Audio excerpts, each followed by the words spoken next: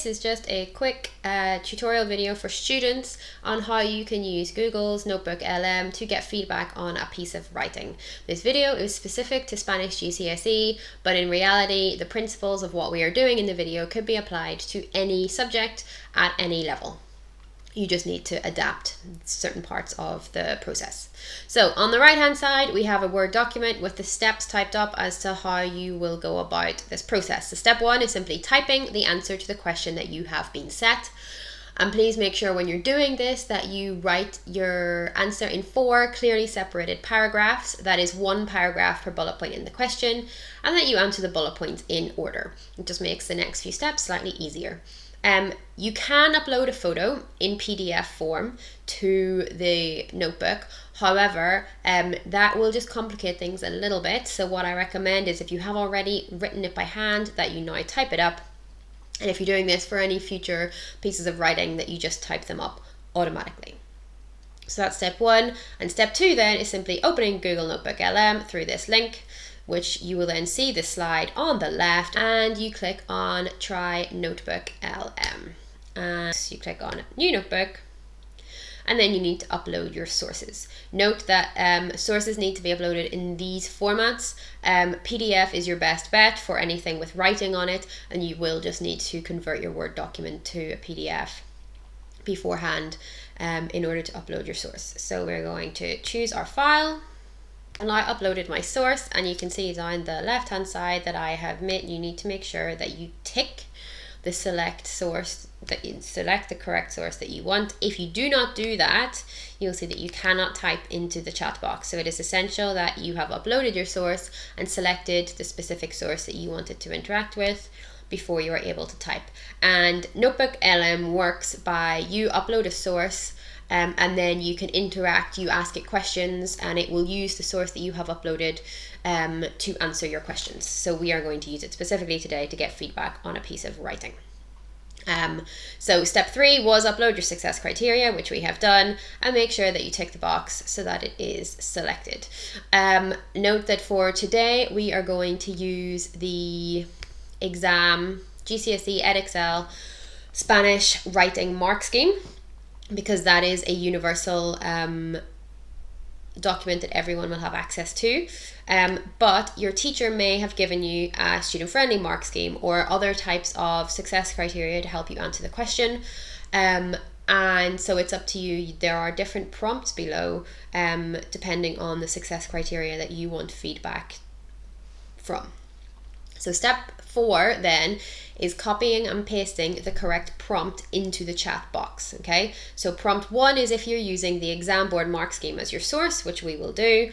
There's a prompt here if you're using a student-friendly mark scheme as your source, and by student-friendly mark scheme, I mean it's still the mark scheme in that it has the marks on it and the sections for if you do this, you will get this mark, but probably your teachers have broken it down into a way that makes more sense to students. There is also an option for using a structure guide success criteria as your source. So if you've been given a specific guide that your paragraph must include these steps, then this is the prompt that you would use for that source. And finally, prompt 4 is asking for feedback on the accuracy of your language. And we're going to do that separately just because I think it is a lot of information to input.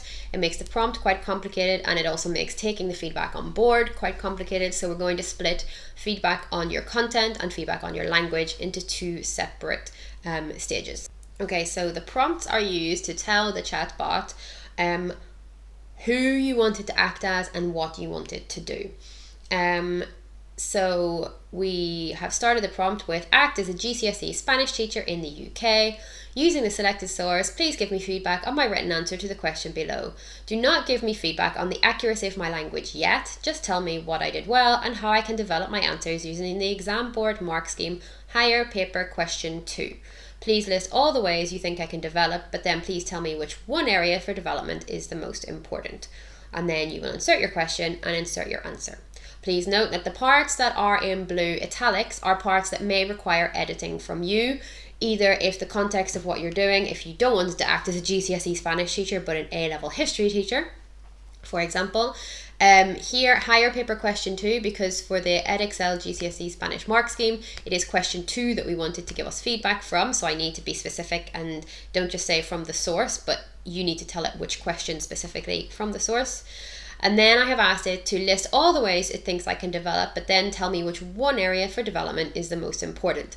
This is an important step because otherwise it will just give you a long list of things that it thinks you could improve on based on the mark scheme.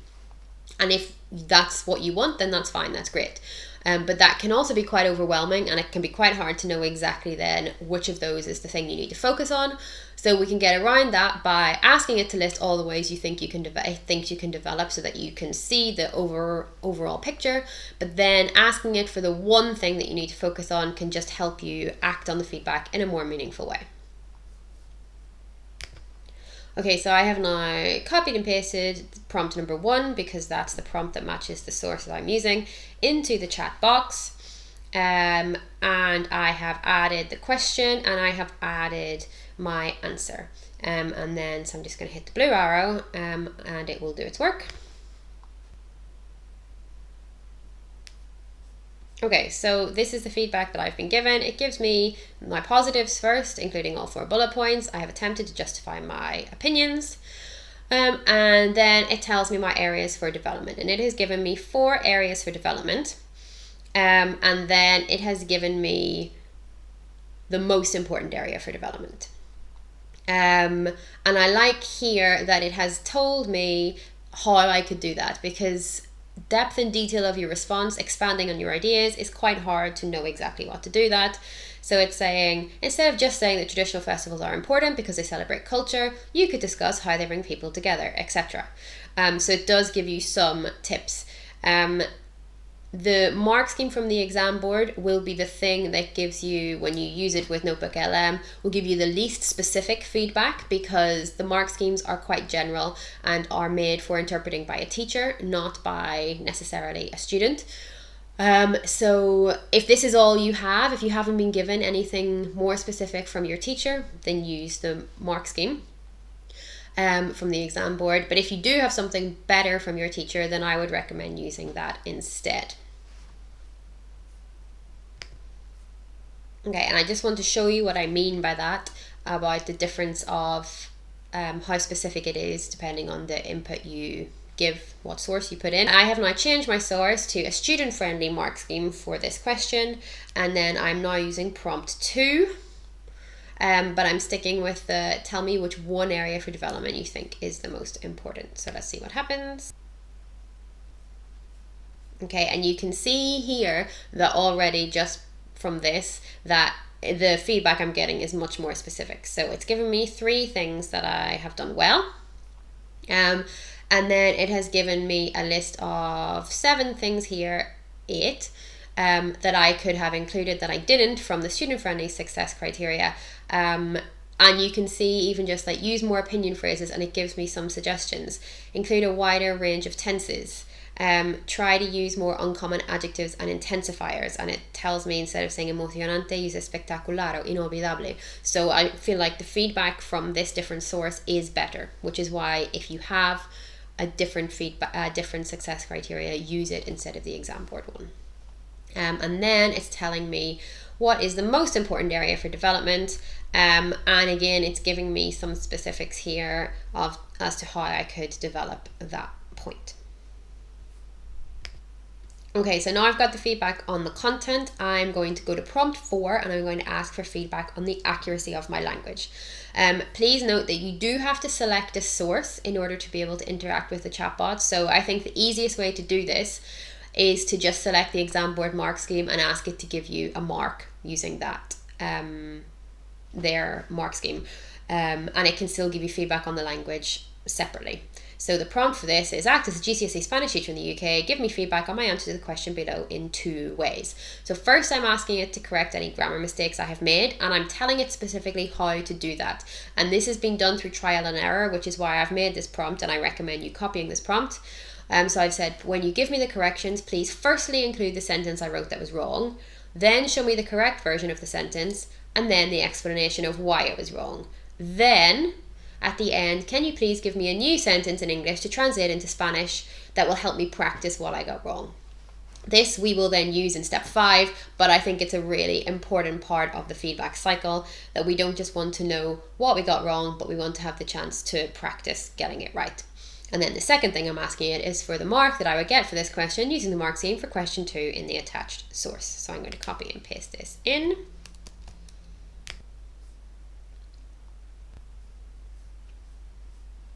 Okay, so then you can see I've got quite a lot. I should note that I deliberately made these mistakes. I did not make all of these mistakes as a Spanish teacher accidentally. But you can see the list of corrections that I have been given, the nice formatting of it, and then at the end, the estimated mark. I would say don't pay too much attention. The mark is quite helpful. But this is the third time that I've done this, and the marks aren't always the same, even though it's the same question. So you can't really rely on the grade that you're given from here, but it gives you a rough idea of where you are. It's not too far off, but I think this has marked harsher than the last time I did it for the band for linguistic knowledge and accuracy. But what we're most interested in here are the grammar corrections. So you can see the format. It tells me the incorrect sentence. That's a sentence I wrote. El año pasado asistí la tomatina. But the correct version is el año pasado asistí a la tomatina. And the explanation for this is that the verb asistir requires the preposition a when it's followed by a noun. And then it's given me a practice sentence that I will use in step 5 to work on what I got wrong. And you can see if we scroll down, it's the same format for all the corrections. For me, this is a really clear way to lay out my corrections and for me to understand what I've done wrong and why. Okay, and finally, step 5 in the process is actually acting on the feedback I've been given.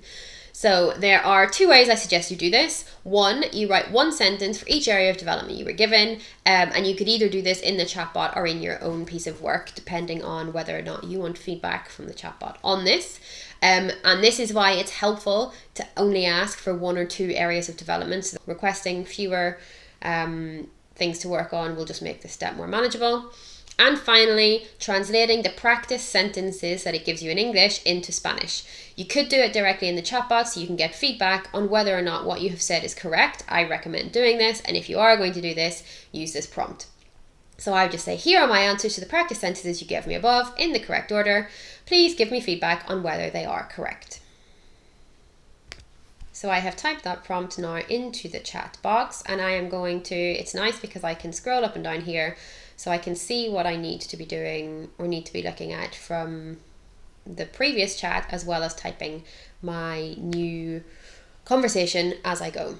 So one thing to note, if you hit enter directly, you will send your question to the chatbot to answer. So in order to hit enter but remain within your remain still typing your conversation, you need to hit shift and enter, and that will bring you down. So number 1, my problem was that I forgot the a. So this time I need to say I went to the concert last night. So I will say fui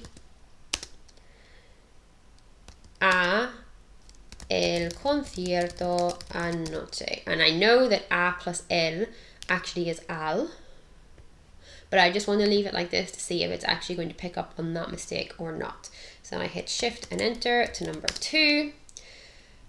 Now my next problem is La tomatina es una fiesta español. The correct version is La tomatina es una fiesta española, because I haven't got my adjectival agreement correct. So the next practice sentence is paella is a Spanish dish.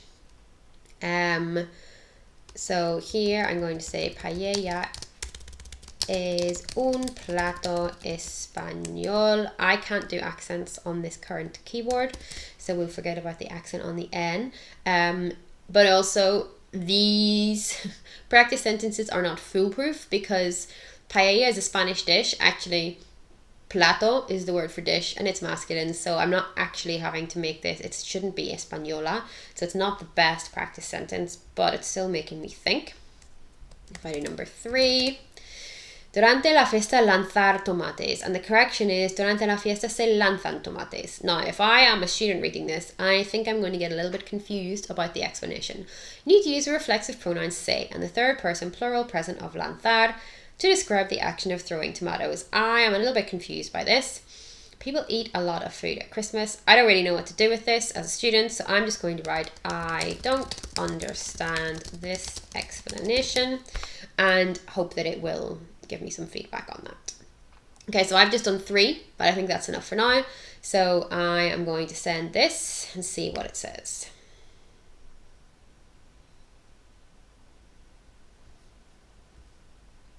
Okay, and then this is the feedback on my sentences. Good, so it has actually corrected me then. Fui a el concierto should be fui al. So it is correcting still the mistakes. Even though I've got the a right now, I've made another mistake, so it is still correcting that.